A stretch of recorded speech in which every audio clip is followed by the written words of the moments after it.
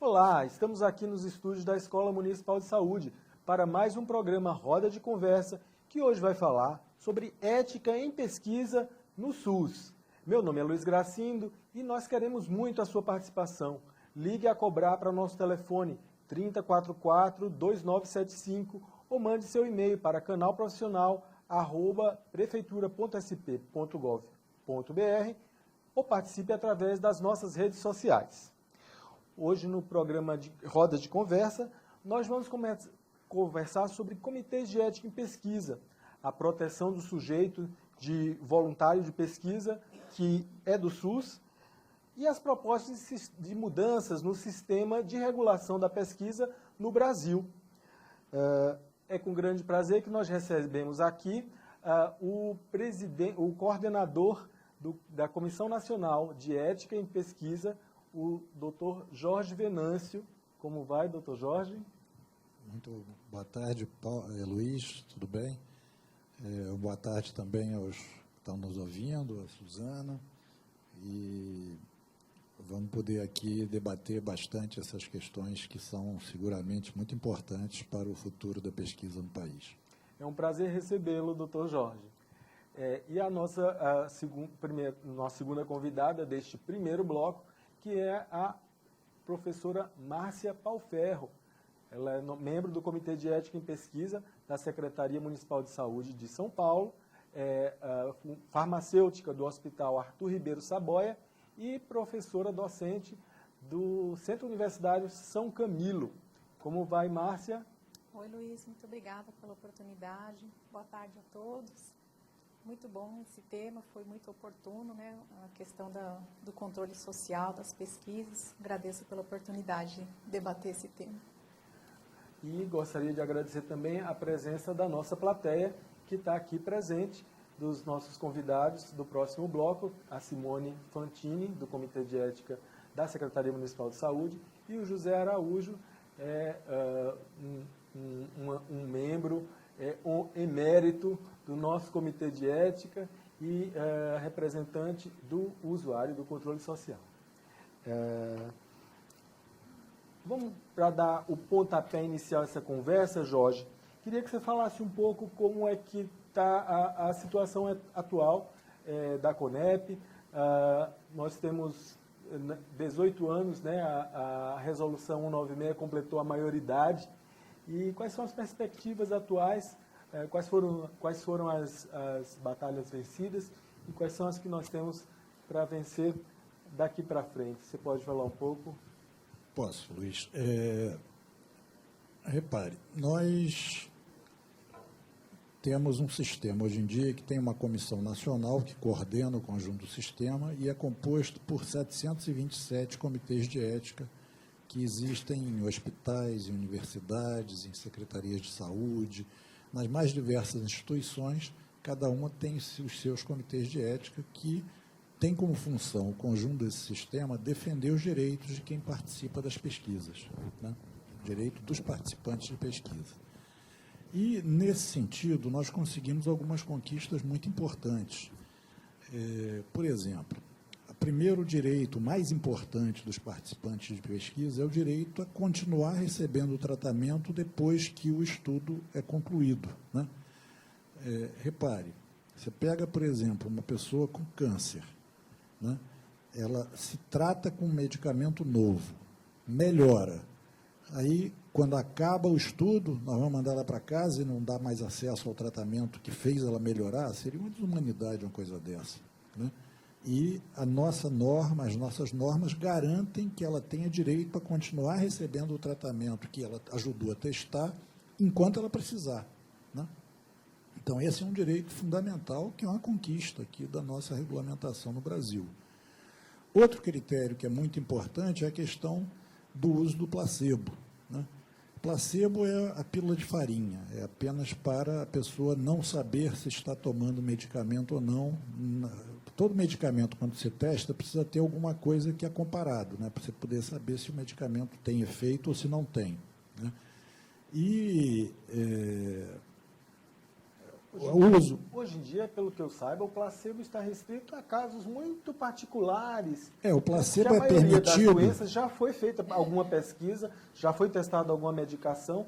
Não precisamos mais de estar usando placebo muitas vezes. Exato, o placebo só é permitido quando não existe nenhum tratamento. Aí a comparação pode ser o medicamento novo com o placebo. Mas quando existe um tratamento, você colocar um conjunto de pessoas doentes numa pesquisa e não tratá-las, também é uma coisa inteiramente desumana, não é uma coisa razoável. Você tem que comparar o novo tratamento com o melhor tratamento existente. Isso, estatisticamente, é perfeitamente possível de fazer, não traz nenhum prejuízo para o objetivo científico da pesquisa. E, ao mesmo tempo, respeita o direito de quem está doente participando de uma pesquisa e que quer ser tratado, não pode ficar recebendo pílula de farinha, seria uma coisa sem sentido. Quando não há tratamento, aí o placebo é permitido. Nesses casos, todos concordamos que é utilizável o placebo, né? Então, isso também é uma conquista muito importante. Agora, eu queria colocar um pouco sobre o momento atual da CONEP. Nós conseguimos alguns avanços que eu considero importantes, né? Hoje em dia, nós não estamos mais atrasando na análise de projetos de pesquisa, né? Nós estamos respondendo abaixo dos 2 meses que estão previstos. Quer dizer, para ter uma ideia, nesse mês de maio, que agora, um mês atrás, nós emitimos 250 pareceres e temos, agora, o levantamento que a gente fez meados de junho, nós tínhamos 380 protocolos para analisar. Quer dizer, então, o nosso tempo de resposta está claramente abaixo dos 2 meses, que é o que é previsto na nossa norma. É muito bacana, não é, Jorge? Então, porque realmente é uma reclamação que a gente escuta muito do pesquisador que está atrasando, que demora demais, passar no comitê de ética. Mas isso é fruto principalmente de uma situação mais antiga. O pesquisador não manda projeto para nós toda hora, né? Ele manda um, daqui a muitos meses, manda outro. Então, se for analisar a situação meses atrás, ainda tinha uma demora, às vezes, acima do razoável. Mas, hoje em dia, isso está resolvido, nós estamos respondendo dentro dos 2 meses, e isso eu acho que é uma conquista muito importante, uma demonstração que o fato do sistema utilizar critérios humanitários, respeitar os direitos humanos das pessoas, dos participantes das pesquisas, não tem nenhuma relação com ter um prazo acima do que é razoável, certo? E nós estamos conseguindo exatamente dar essa resposta nesse prazo. A segunda modificação, que também é importante, é que nós já colocamos em consulta pública a proposta que descentraliza a análise dos protocolos de risco maior. A ideia nossa está sendo fazer uma certificação de um conjunto de comitês de ética, né, suficiente para analisar o conjunto dos protocolos, mas a gente fazer essa descentralização com harmonia nos critérios de análise, com os conjuntos desses comitês que seriam certificados, analisando com critérios semelhantes ao que a CONEP, com o rigor que a CONEP analisa hoje, para que não haja perda de qualidade no processo, né? Então, esse está sendo a ideia, certificar um conjunto de comitês no país, nas várias regiões e tudo, mas, ao mesmo tempo, mantendo a harmonia do sistema, não perdendo a integração que existe hoje em dia, né? Então, isso também está sendo um debate muito interessante, estamos travando com o conjunto dos comitês de ética, e já está em consulta pública, acredito que até o final do ano a gente vai estar conseguindo implantar esse aperfeiçoamento. Muito bem, são boas conquistas, boas novidades que nós estamos recebendo aqui do Dr. Jorge Venâncio, que é coordenador da CONEP, Comissão Nacional de Ética em Pesquisa, do Ministério da Saúde, né, ligada ao Conselho Nacional de Saúde. Fazer uma pergunta agora à professora Márcia. Márcia, o SUS, ele atinge todos os brasileiros, mas tem uma fração dos brasileiros que é aqueles que a gente chama SUS dependente, que é o único serviço de atenção à saúde que ele tem é o SUS. E aí gera uma questão assim, ele só tem aquele serviço de saúde e ele é convidado para participar de uma pesquisa. E ele... Como é que é isso? Ele tem a possibilidade de... Ele não tem muita escolha, né? E aí fica essa questão da vulnerabilidade dele contra a possibilidade de estar participando de uma pesquisa. Como é que a gente pode desenvolver uma pesquisa do SUS de forma que não aumente o risco a esse usuário do SUS? Certo. Primeiro, assim, né, vamos definir o que é essa vulnerabilidade. Né? Se você for ver a palavra, a origem do latim, né, de vulnere, é capacidade de ser ferido. Se você for ver, todo ser humano tem a sua fragilidade inerente ao próprio ser humano. Agora, o que dirá uma pessoa que está doente e que depende exclusivamente de um recurso público, porque ela tem pouco recurso? Com certeza, a capacidade de decisão dela, de aceitar ou de recusar aceitar esse projeto de pesquisa, fica comprometida, né? Porque ela vai pensar, o pesquisador pode até dizer que o meu tratamento vai ser igualzinho, mas será que vai ser mesmo? Ou muitas vezes na pesquisa ele vislumbra a possibilidade de um tratamento diferenciado, né? Que ele não teria acesso pelas vias normais. Então, com certeza, a oferta de pesquisa para esse sujeito, ela é tentadora, né? Ele está numa situação de vulnerabilidade. Como é que a gente combate essa vulnerabilidade? Através dos mecanismos de controle social.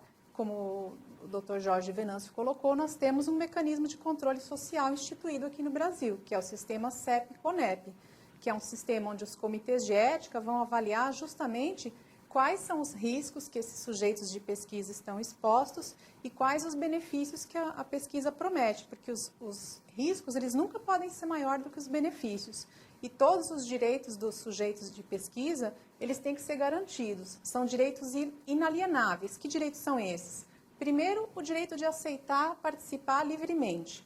Livremente e esclarecido. Para ser esclarecido, esse sujeito precisa o quê? De informação em linguagem clara e acessível, para que ele possa tomar uma decisão consciente. Ele precisa saber quais os tratamentos alternativos que ele tem, se ele não participar da pesquisa, quais os efeitos colaterais, porque geralmente o pesquisador só fala do lado bom do produto que ele quer testar, ele não fala do lado ruim. E eu, como farmacêutica, não posso negar, né? Não existe medicamento sem efeito colateral, e não é só medicamento, né? Qualquer tratamento sempre tem um risco. Até uma pesquisa de uma entrevista, você tem um dano moral, você pode afetar alguma característica cultural, então sempre há um risco, algum desconforto. Isso tem que ficar muito claro para que o participante possa tomar uma decisão realmente consciente e esclarecida. Então, acho que combater a vulnerabilidade é um processo de construção, né? Algo que tanto o CEP como o próprio pesquisador tem que ter em mente, porque o pesquisador, em primeiro lugar, ele tem que lembrar que ele é um profissional de saúde. E a primeira obrigação que o profissional de saúde tem com o usuário é garantir o bem-estar e a saúde dele, independente se ele está fazendo uma pesquisa, independente se ele está prestando assistência. Então, isso tem que ser o nosso eixo norteador. Acho que essa é a melhor maneira de combater. Muito bem. Resposta brilhante, como sempre. Jorge, queria voltar para te perguntar sobre um tema atual. O Senado Federal recebeu o projeto de lei 200/2015, que, se for aprovado, vai desmantelar o sistema CEP-CONEP do jeito que ele existe hoje. Isso é um retrocesso à regulamentação, à pesquisa no SUS? O projeto, se for aprovado, representa um grave retrocesso, porque, além de acabar com toda e qualquer coordenação do sistema, o sistema passa a ser, a decisão sobre os protocolos passa a ser feita pelos comitês isoladamente, né? Se houver qualquer diferença entre um comitê e outro, deixa de haver qualquer instância que harmonize o conjunto do sistema, que é o papel que hoje a CONEP desenvolve, né? Mas o mais grave é que ele cria a figura dos comitês de ética independentes, que não são comitês ligados a instituições, e tudo indica, embora o projeto seja pouco claro nessa questão, mas que são comitês ligados a empresas. Então, as empresas patrocinadoras passariam a ter os seus projetos analisados pelos seus próprios comitês de ética, o que seria um flagrante conflito de interesse, né? É mais ou menos colocar a raposa para tomar conta do galinheiro em última análise. Além disso, quer dizer, os dois pontos centrais que eu toquei dos direitos dos participantes, ele faz uma redução, eu diria, drástica, porque, repare, ele primeiro, em relação ao direito a continuar recebendo o tratamento depois que o estudo se conclui, ele coloca duas condições para que esse direito continue a existir. E, repare bem, não é uma ou outra, é uma e outra. É necessário que as duas estejam presentes para que o direito ao tratamento continue a haver. Quais seriam essas condições? As duas condições são, primeira, risco de morte ou de piora grave, e segundo, que não exista tratamento alternativo. Só se as duas coisas estiverem juntas é que o direito ao tratamento pós-estudo continua a existir. Ou seja, isso, na nossa avaliação, reduz o direito ao tratamento depois que o estudo se conclui a menos de 10% do que hoje é praticado. Então, é uma redução drástica do direito dos participantes de pesquisa. E a segunda questão, em relação ao uso do placebo, eles liberam geral o uso do placebo, exigindo apenas uma justificativa metodológica, o que é uma coisa muito vaga, que eles não explicam direito o que é, e que, praticamente, isso pode ser feito em qualquer circunstância e, portanto, colocar pessoas doentes em doenças que existe tratamento sem direito a receber qualquer medicação durante a execução do estudo, que me parece uma coisa inteiramente desumana. Então, desse ponto de vista, o projeto representa um retrocesso muito grave e eu acho importante relatar que essa experiência já foi vivida na Índia. A Índia passou por um processo de regulamentação nessa questão das pesquisas clínicas em 2005 e o resultado foi muito negativo, né? O balanço oficial do governo da Índia, no período 2005-2012, fala em 2.600 mortes em pesquisa clínica, sendo 80 comprovadamente pelo uso do medicamento do estudo. Certo? Quer dizer, então, uma situação calamitosa, né? Isso gerou uma tal comoção na sociedade da Índia que a Suprema Corte deles, o equivalente ao nosso Supremo Tribunal Federal, tomou a decisão de suspender as pesquisas clínicas no país até que fosse feita uma regulamentação mais adequada. Imagine o grau de comoção na sociedade que seria necessário para o nosso Supremo Tribunal Federal tomar uma decisão como essa, para sentir o que aconteceu lá. Nós vamos repetir essa experiência no Brasil? Me parece uma coisa sem nexo, sem lógica, gerar um sofrimento desse tamanho sem a menor necessidade, né? Nós temos um sistema que está aberto a ser aperfeiçoado, a debater, nós temos que procurar estabelecer diálogo amplo com todos os segmentos ligados às pesquisas, desde os pesquisadores até os patrocinadores, os representantes de entidades de pacientes, dos participantes de pesquisa, os usuários, todos eles temos tido um diálogo amplo, permanente, né? Então, de repente, se propõe uma coisa que joga 20 anos de experiência fora para começar inventando a roda de novo. Não me parece uma coisa razoável. Tem algo a comentar sobre esse assunto, Márcia? Acho que eu concordo em gênero e número e grau com o que o Dr. Jorge colocou, que seria um retrocesso muito grande, né? Na minha fala, eu falei justamente da vulnerabilidade, que aqui no Brasil acho que tem um agravante, né? Nós somos um país ainda em desenvolvimento, muitas pessoas ainda analfabetas ou semi-analfabetas, mesmo você fazendo um termo de consentimento, a gente sabe que isso não é suficiente para esclarecer o usuário, que dirá se a gente abrir mão desses direitos, né? Como eu disse, são direitos inalienáveis, né? Ligados aos direitos humanos, né? O participante de pesquisa, ele não tem que ser um mártir para participar em nome da ciência, né? Primeiro, a ciência tem que trabalhar para a sociedade. Que tem uma coisa, né, Márcia, que o pesquisador ele tem várias críticas ao sistema CEP-CONEP, né? A princípio parece que é um excesso burocrático, reclama-se muito da demora, porque, enfim, você submete um projeto a um comitê e o comitê precisa estudar esse projeto para dar um parecer, né? A princípio parece uma burocracia, e aí o comitê vai e faz outras exigências que o pesquisador não compreende. E eu fico imaginando, vocês que estão, da plateia, muitos que são coordenadores de região, ficam numa situação, o pesquisador parece que está bem intencionado e está aqui me pressionando. O que é que você teria a dizer sobre essa questão? Então, vamos tentar explicar, né? Por que o pessoal acha que o CEP é burocrático, mas no fundo não é nada disso. Veja bem, a partir do momento que nós aprovamos um projeto de pesquisa, nós somos corresponsáveis por esse projeto. Se eu abrir mão de entender a fundo esse projeto, é como eu assinar um contrato em branco.